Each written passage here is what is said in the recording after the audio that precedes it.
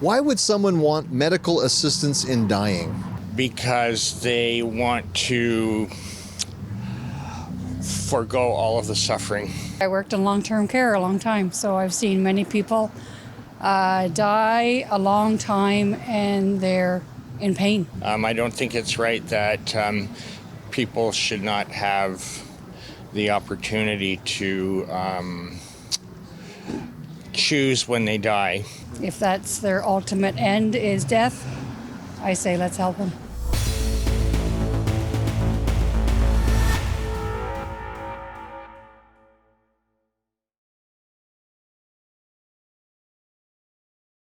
Medical assistance in dying, so much to know, so much to understand. Our expert today will help us understand the complexities and the intricacies of this program that is based in compassion.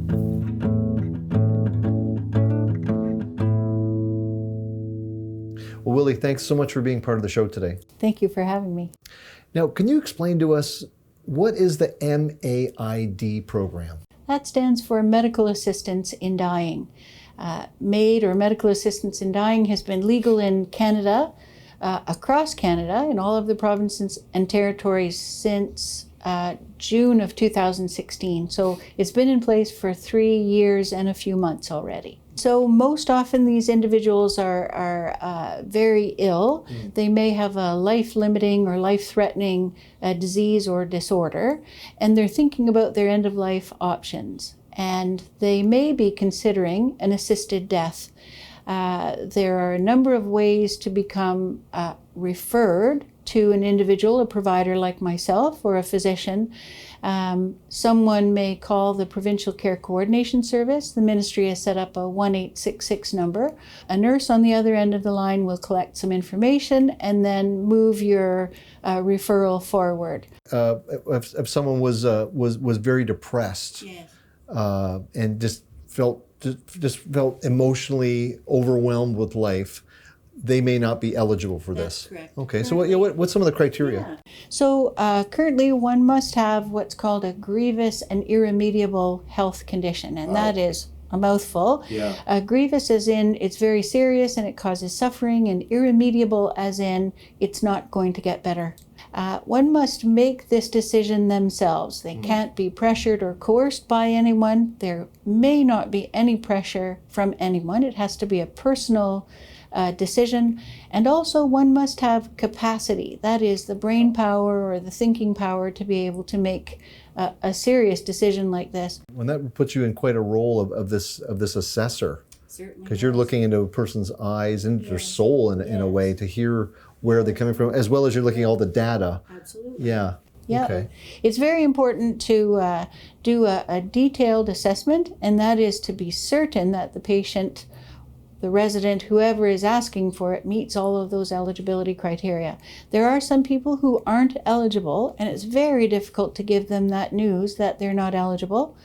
Folks should know, though, that if one assessor like myself finds someone not eligible or ineligible, they have a right to ask for another assessment. Okay. And so just because I say they're not eligible doesn't mean that they're not. So say now a person has completed all of that administration, all of the approvals have happened.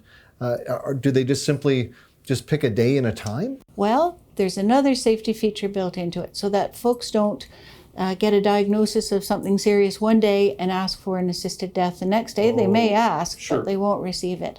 So there's a reflection period that begins the day after that formal request is signed. And it's a required 10 clear day reflection period. So once they've had that they passed the 10 days, and they're giving permission is really what they're being given.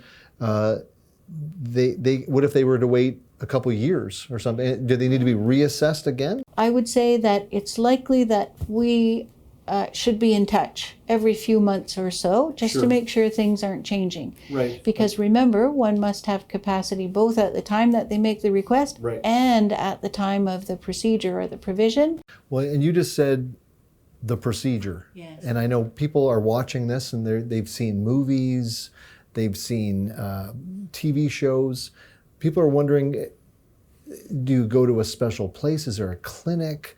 Does a clinician come to the person? What does that look like? Those are great questions. We always try to meet the patient where they want to be met. Okay. In my experience, the majority of people want to have their procedure or provision done at home, in their own surroundings that are familiar and comfortable for them.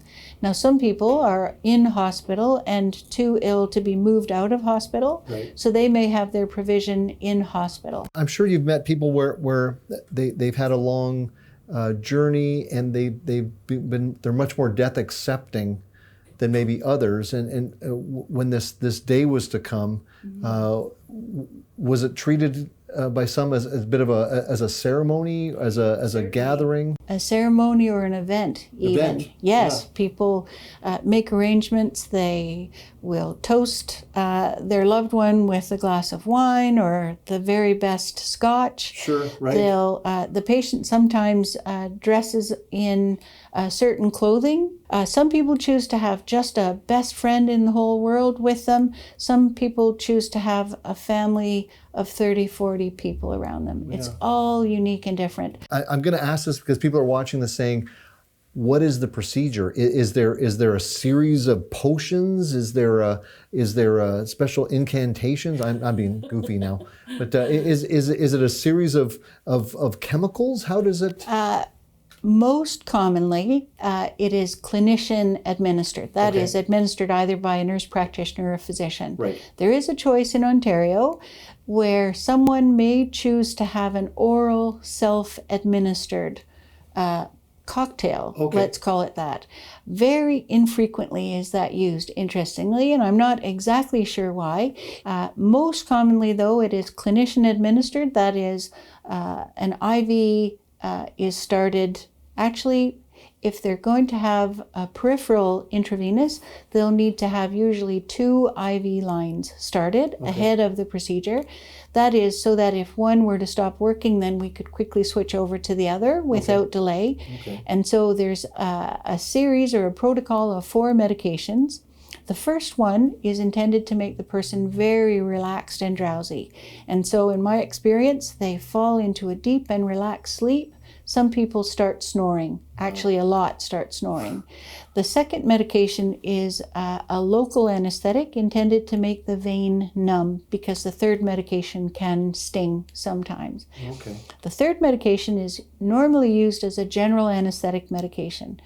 Let's say you're having your gallbladder out, a certain amount of this medication would be given so that you're asleep or unresponsive, but then wake up after the operation. This dose is such a large dose. It is way bigger than a normal anesthetic dose, intended to create a deep medically induced coma. That is, no awareness of feeling people around, the environment, no sensation, no awareness, period. Right. Most often during that medication administration, the breathing slows down and stops. There is a fourth medication, a neuromuscular blocker, it's called. And if the muscles of breathing or any other muscles are still working or tight, it stops those muscles from working. And generally, from falling asleep with that first medication to not having a breathing or a heartbeat anymore, 6 to 8 minutes, with no awareness whatsoever in the meantime. Now, Willi, you're describing something that's profoundly life-changing in every aspect. How does this affect you as a caregiver, as a nurse practitioner? Yes, I wasn't certain how I was going to respond the first time I did this procedure. Right. I was a little worried about my well-being, not ever having done anything like this before. I though feel that we all should be given the choice about how our lives end. And I'm really passionate about improving access to this choice. Again, not everyone is going to be eligible. Sure. But for those who are eligible, I think it's really, really important that we are given this choice. Well, Willi, thank you so much for being part of our show today. This has been incredible. It's been my pleasure. Thank you.